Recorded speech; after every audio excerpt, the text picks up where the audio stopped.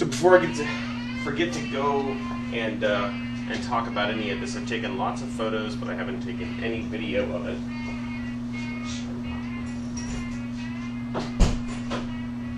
Don't want to make the neighbors mad.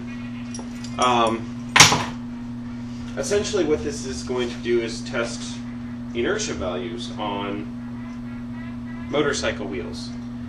And the editor for one of my magazines, well, not one of my magazines, one of the magazines for the company I currently work for, Motorcycle Consumer News, they feel that, I guess there's this big trend where motorcyclists are using different sized wheels on their motorcycles because they give them different performance values. And the editor believes that, yes, while that can be true, it can also be detrimental to the driver, to the rider. And it could actually be hurting them more than helping them. For instance, you have, two different sized wheels with two different sized weights. When they're moving at a fast pace with all that momentum behind them, the smallest ounceage of difference is going to make a huge difference in terms of handling and maneuverability and grip and all that kind of stuff.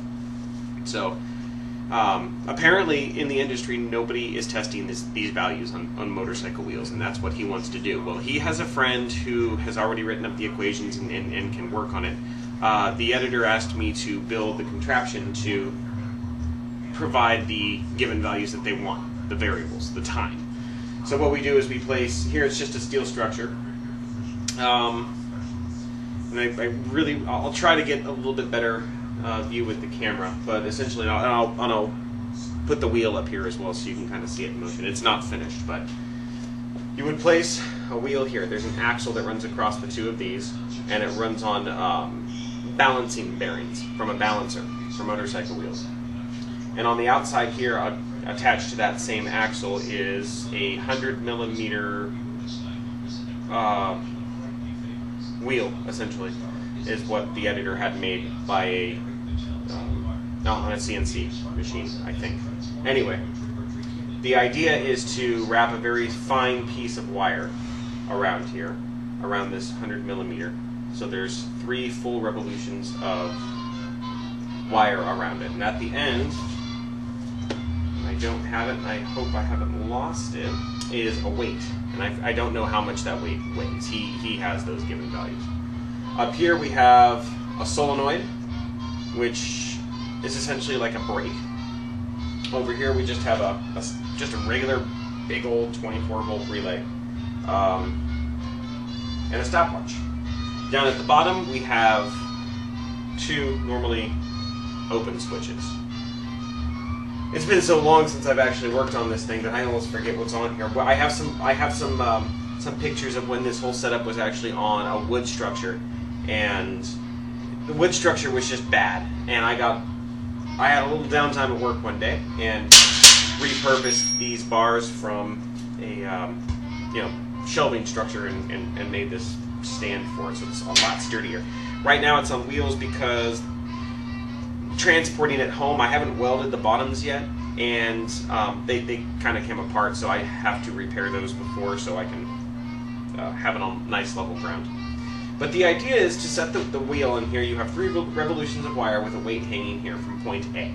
And there's a specific distance from point A to point B where it hits those switches at the bottom. And what happens is you hit the start button right here, ding, and it releases the solenoid, which starts the wheel to turn because there's weight being applied to it, and the stopwatch starts. It's not the most finite and most intricate way of measuring this stuff, but it's a good start. And the weight slowly drops to the bottom, slowly drops to the bottom, and as soon as it hits those switches at the bottom, the stopwatch stops and the solenoid activates. So it stops the wheel, keeps this thing from turning and getting all tangled.